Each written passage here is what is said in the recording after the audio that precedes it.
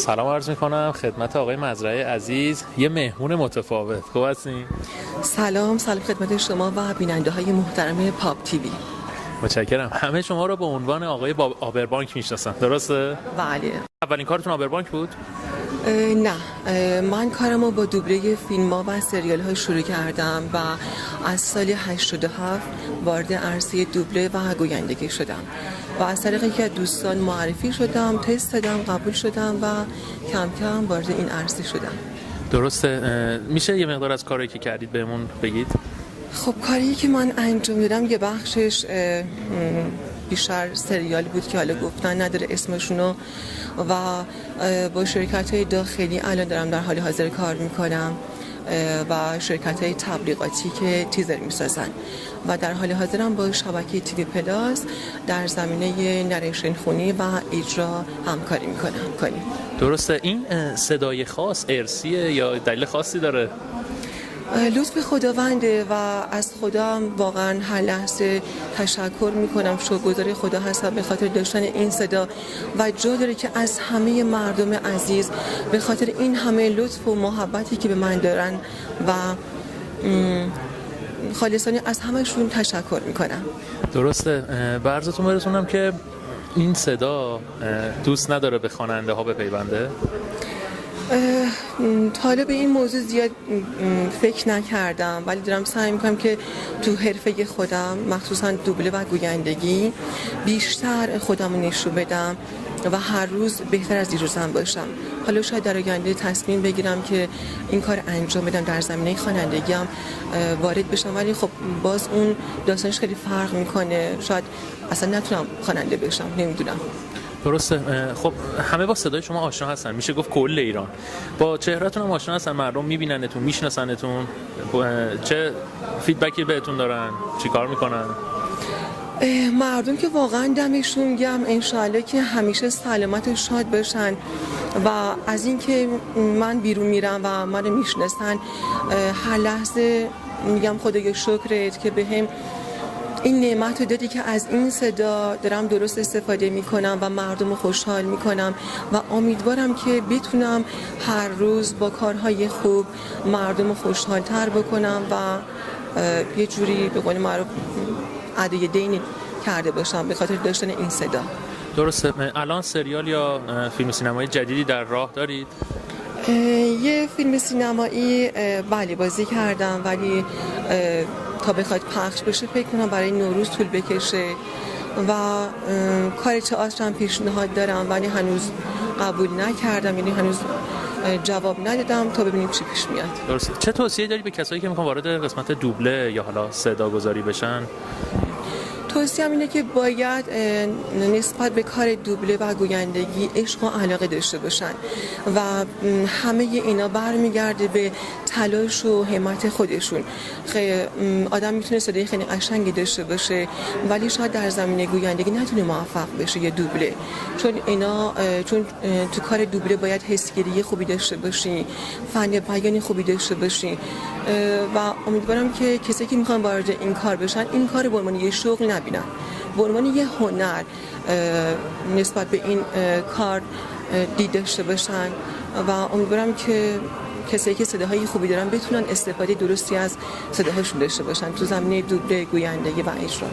درسته. یه ورزشکار وقتی میخواد تو اوج باشه باید به بدنش برسه، به تغذیهش برسه. یه دوبلور بخواد تو اوج باشه صدا هم همچین حالتی داره، نگهداری داره. از قدیم میگفتن ترشی نخورید صداتون بد نشه.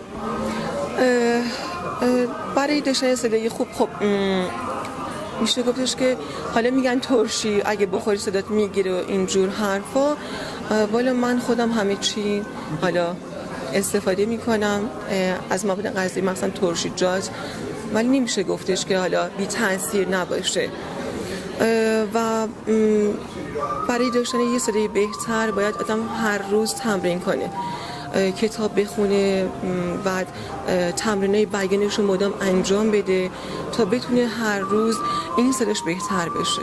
من پیشنهادم اینه که کسی که وارد عرصه دوبله میخوان بشن یا اصلا کلا میخوان صداشون خوب بمونه باید مدام تمرین کنن، نگن که حالا ما الان به درجه از کاری رسیدیم خیلی صداهامون خوبه. اوکیه. من خودم به شخصه هر روز کتاب میخونم، تمرین بیان رو انجام میدم تا بهتر و بهتر بشم. درسته. خاطره‌ای دارید از برخورد با مردم؟ هر روز من که خاطره است و یادم اون اوایل قبل از اینکه مردم منو بشناسن، هر جایی که میرفتم و صحبت میکردم براشون شوکه برانگیز بود. برای یه لحظه مکث میکردن، یعنی صدای خودشه، داره ادا در میاره، داستان چیه. و میشه گفت هر روز من خاطره انگیزه دیگه. هنوزم بعضی از افراد که من نمیشناسن بیرون که میرم صحبت میکنم براشون خیلی جالبه، یعنی باورشون اینه که تو داری تقلید میکنی. یه ذره سخته. من بهشون حق میدم که یه پسر بخواد با همچین صدایی بخواد صحبت بکنه، ولی خب این لطف خداونده. درسته. خودتون جلو آبربانک بینی چه حسی دارید؟ خودتون به خودتون میگین؟ خودم دیگه والا خیلی وقت دیگه تو دستگاه آبربانک صدامو نمیشنوم. حالا به قول معروف برای تنوع کاری صداها رو عوض میکنن یا کلا صداها رو برداشتن و خود من اوایلش فکر نمی‌کردم که برای مردم اینقدر جالب باشه. وقتی که اون کلیپ از من پخش شد و مردم فهمیدن، خودم چندین بار رفتم دم آبربانک و به صدای خودم گوش میدادم ببینم که واقعا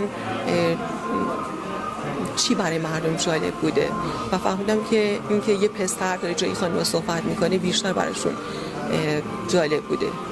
درسته. میشه دو سه تا از اون جمله های معروفتون رو بگید؟ کارت خود را وارد کنید، رمز خود را وارد کنید، کارت خود را بردارید، بچه خود را بردارید. با تشکر کنم از شما. موفق باشین. خوشحال شدم.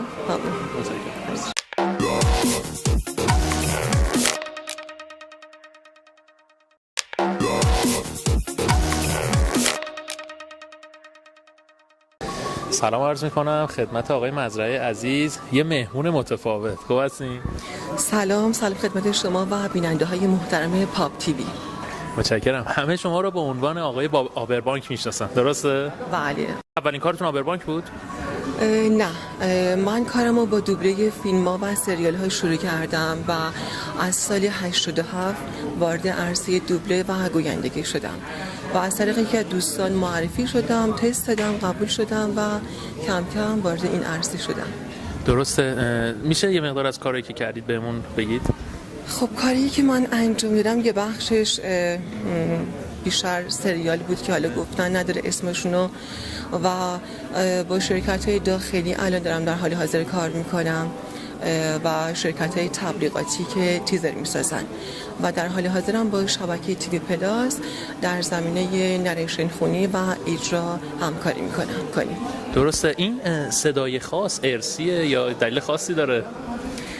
لطف خداونده و از خدا واقعا هر لحظه تشکر میکنم، شکرگزار خدا هستم به خاطر داشتن این صدا و جا داره که از همه مردم عزیز به خاطر این همه لطف و محبتی که به من دارن و